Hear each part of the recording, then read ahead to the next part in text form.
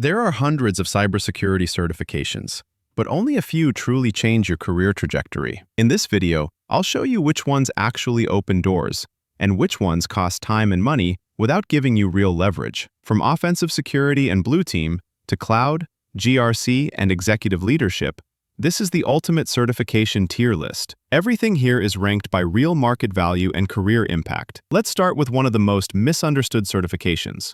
Security Plus. It's the strongest entry-level credential in cybersecurity, vendor-neutral, globally recognized, and often a baseline requirement for junior roles. It won't make you senior, and it won't specialize you, but it consistently gets candidates through the first filter in hiring. That's why it sits in A tier, not because it's advanced, but because it reliably creates opportunity. Now let's jump into cloud security, and I'm grouping AWS, Azure, and Google together here. These certifications validate real-world skills, securing identity, designing architectures, monitoring environments, and meeting compliance requirements. They are highly relevant for modern security roles where cloud is the default platform. But because they're vendor-specific, their impact is strongest within a given ecosystem, which is why they sit in A tier rather than S tier. From cloud to offensive security, OSCP. OSCP is one of the clearest practical signals in penetration testing. It doesn't just test theory, it proves that you can execute under pressure in real environments. The exam is deliberately hard,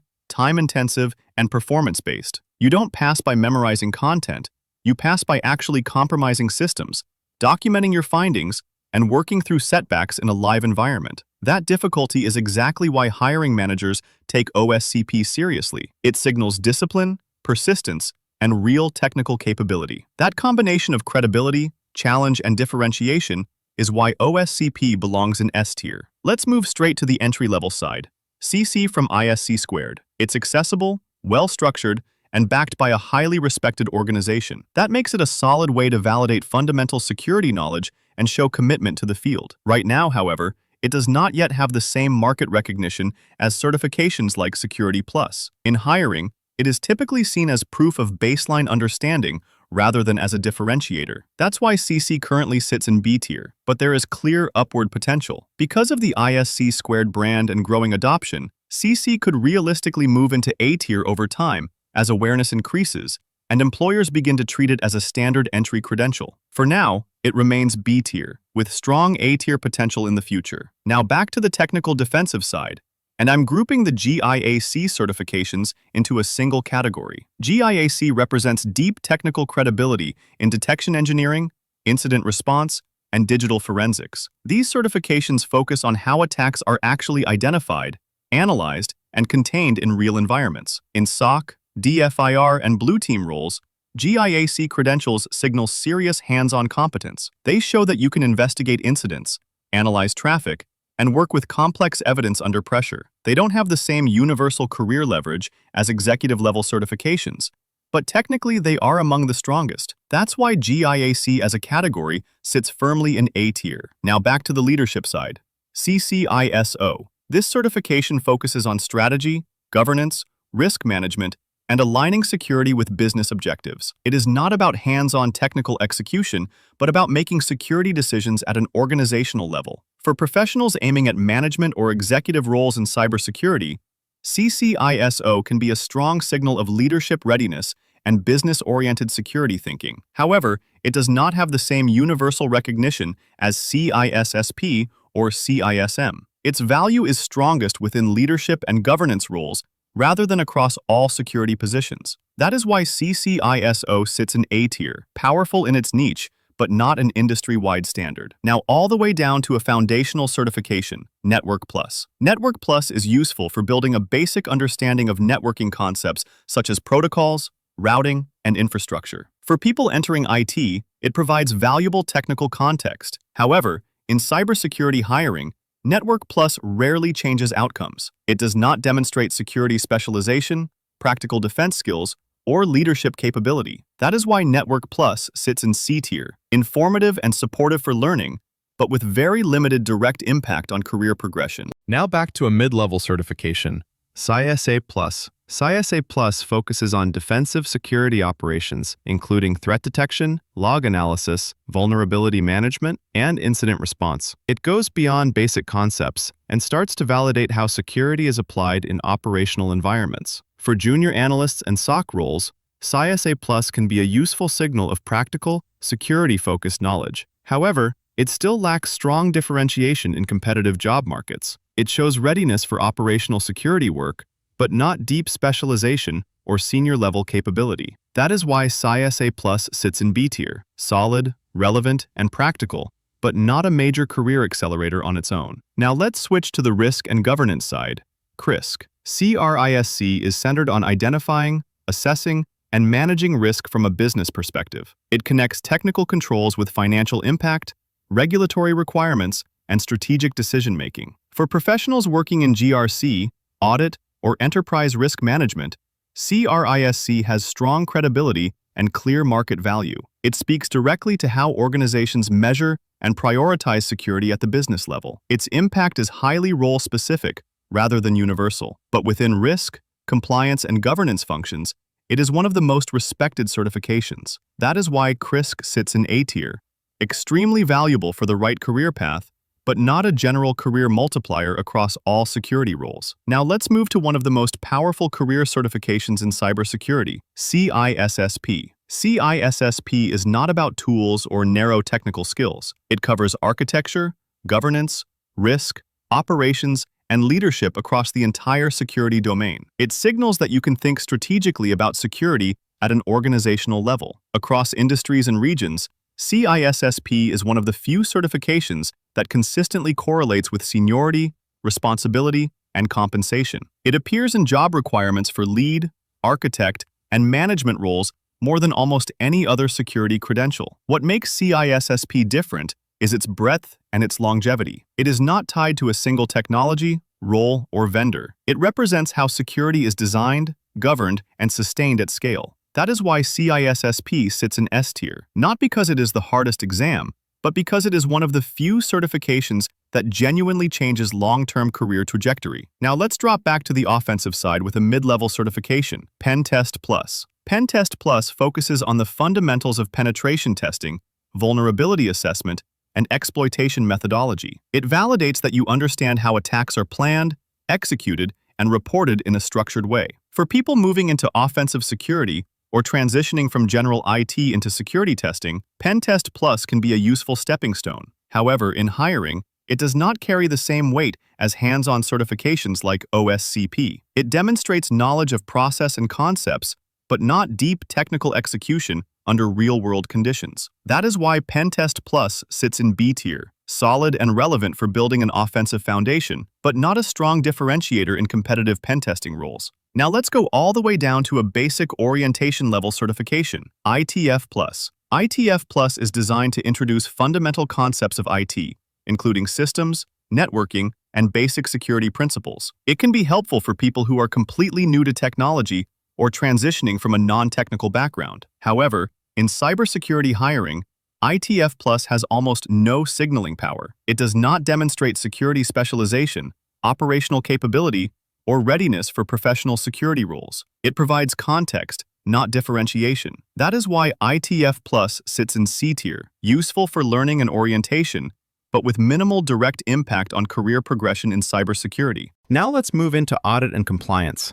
CISA. CISA is focused on how information systems are audited, governed, and controlled. It validates that you understand how security controls are evaluated, how risks are assessed, and how organizations demonstrate compliance. For professionals working in audit, governance, risk, and compliance, CISA has strong recognition and real market value. It is frequently listed in job requirements for internal audit, security governance, and regulatory roles. CISA is not about technical execution or operations. Its strength is in oversight, assurance, and accountability. That is why CISA sits in A tier, extremely valuable for GRC and audit career paths, but not a universal career multiplier across all cybersecurity roles. Now let's move to another true career multiplier, CISM. CISM is built around governance, risk management, program development, and aligning security with business objectives. It is not about tools or daily operations,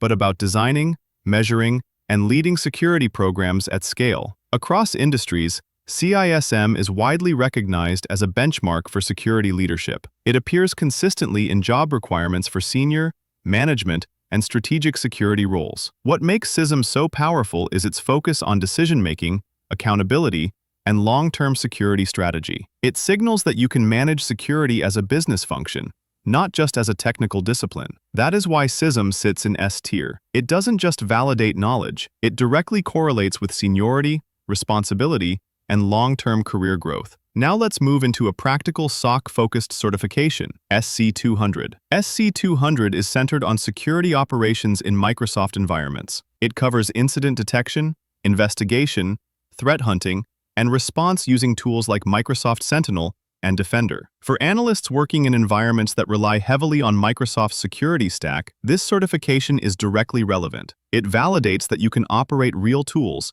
analyze alerts, and respond to incidents in production systems. However, its impact is tightly bound to a specific ecosystem. Outside of Microsoft-centric environments, its signaling power drops significantly. That is why SC200 sits in B tier, practical, job-relevant, and useful in the right context, but not a broad career accelerator across the cybersecurity field. Now let's switch to a beginner-level offensive certification, Junior Penetration Tester. This type of certification is designed to introduce the fundamentals of penetration testing. It focuses on basic attack concepts, common tools, and how to think like an attacker in a controlled environment. For people who are curious about offensive security, it can be a useful first exposure. It helps build conceptual understanding and lowers the barrier to entry into more technical areas of cybersecurity. However, in hiring, it carries very little weight. It does not demonstrate real-world execution, advanced technical depth, or the ability to operate under pressure in complex environments. That is why Junior Penetration Tester sits in C tier, useful for learning and orientation, but with minimal direct impact on career progression in offensive security. Now let's move into organizational security standards, ISO 27001, Lead Implementer/Lead Auditor. This certification is focused on building, managing, and assessing an information security management system. It is about policies, processes, risk treatment, and how security is structured across an organization. For professionals working in governance, compliance, consulting, or security management, ISO 27001 credentials have strong market relevance. They are often required in regulated industries and for organizations that need formal certification. This is not a technical certification. It does not validate hands-on security operations or engineering skills. Its value lies in structure, accountability, and alignment with international standards. That is why ISO 27001 Lead Implementer or Lead Auditor sits in A tier, extremely valuable for GRC and management career paths, but not a universal accelerator for all cybersecurity roles. Now let's move back into offensive security with a well-known mid-level certification, CEH. CEH focuses on attack techniques, common vulnerabilities, and how adversaries operate. It provides a structured overview of hacking concepts, tools, and methodologies across a wide range of domains. For people transitioning into security or exploring the offensive side, CEH can offer useful conceptual grounding. It helps build a broad understanding of how attacks are organized and executed. However, in hiring for hands-on penetration testing roles, CEH is rarely seen as a strong differentiator. It validates knowledge of concepts, but not deep technical execution or real-world exploitation under pressure. That is why CEH sits in B tier, recognizable and educational, but limited in its ability to significantly accelerate an offensive security career. Now let's move to a more advanced offensive certification, GPEN. GPEN focuses on real-world penetration testing methodology, including reconnaissance, exploitation, post-exploitation, and professional reporting. It goes beyond concepts and emphasizes how structured assessments are actually performed in enterprise environments. For consultants, red team members, and security professionals working in formal penetration testing roles, GPEN has strong technical credibility and market recognition. It does not carry the same universal career-shifting power as top-tier certifications like OSCP or CISSP, but within offensive security, It is widely respected as a professional-level credential. That is why G-Pen sits in A tier, highly valuable for specialized offensive roles, but not a broad career multiplier across all areas of cybersecurity. Now let's shift back to defensive operations with a Blue Team certification, BTL1/BTL2. The Blue Team level certifications focus on real-world defensive security, log analysis, incident handling, detection engineering, and adversary behavior from a defender's perspective. They are designed around practical workflows rather than theory. Instead of just testing knowledge, they emphasize how alerts are investigated, how incidents are triaged, and how environments are actually monitored. For SOC analysts and Blue Team professionals, these certifications provide strong hands-on credibility and map closely to day-to-day operational work. They do not have universal career leverage across all security roles, but within defensive operations they are highly relevant. That is why BTL1 and BTL2 sit in A tier, specialized, practical, and respected in Blue Team environments. Now let's return to cloud security at the highest level, CCSP. CCSP validates your ability to design, secure, and govern cloud environments across platforms. It covers architecture, identity and access management, data protection, risk management, and compliance in cloud-first organizations. What makes CCSP different from vendor-specific certifications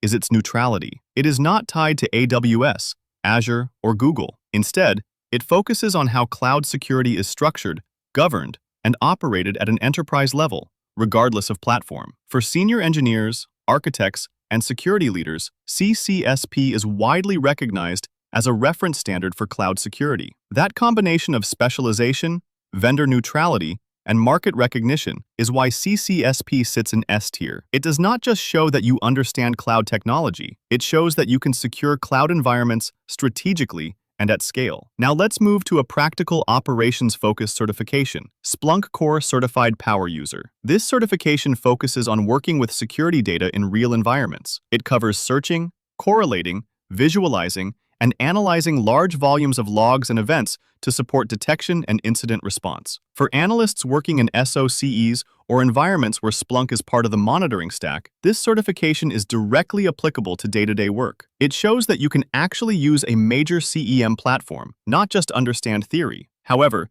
its value is tightly bound to a specific tool set. Outside of organizations that rely on Splunk, its career impact drops significantly. That is why Splunk Power User sits in B tier, highly practical and job-relevant in the right context, but not a broad, role-independent career accelerator. Let's move back to a strong generalist certification below the executive level, SSCP. SSCP is designed for hands-on security professionals who are responsible for implementing and operating security controls. It covers access management, network security, incident response, and operational security. For early to mid-career professionals, SSCP provides a solid professional signal. It shows that you understand how security is applied in real environments, not just in theory. However, it does not have the same strategic or leadership weight as CISSP. Its impact is strongest in operational and technical roles. That is why SSCP sits in A tier, highly credible for practitioners, but not a top-tier career multiplier across all security leadership paths. Let's briefly return to GAC on the generalist side. GSEC. GSEC represents a technically strong foundation across networking,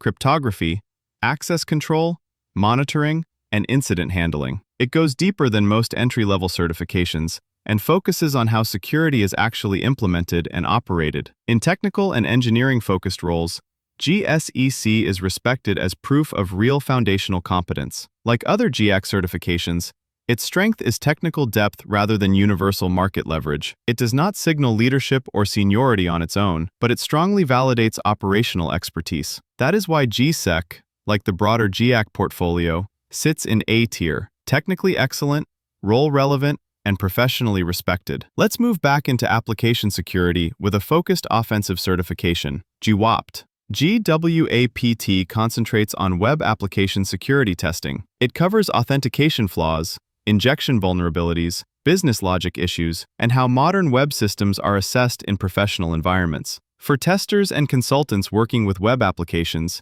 GWAPT has solid technical credibility. It reflects a structured, methodical approach to application security rather than simple tool usage. However, its impact is narrow. Outside of application-focused roles, it does not carry the same market weight as broader offensive certifications. That is why GWAPT sits in B tier, strong within its niche, technically relevant, but limited in overall career leverage. Not every certification is meant to change your life. Some open doors, some build skills, and some simply help you get started. The key is choosing based on where you want to go, not on hype or difficulty alone. If this tier list helped you clarify your path, use it strategically. And remember, certifications don't replace experience, but the right ones can accelerate it. If this tier list helped you, like the video and subscribe for more career-focused cybersecurity content. Thanks for watching.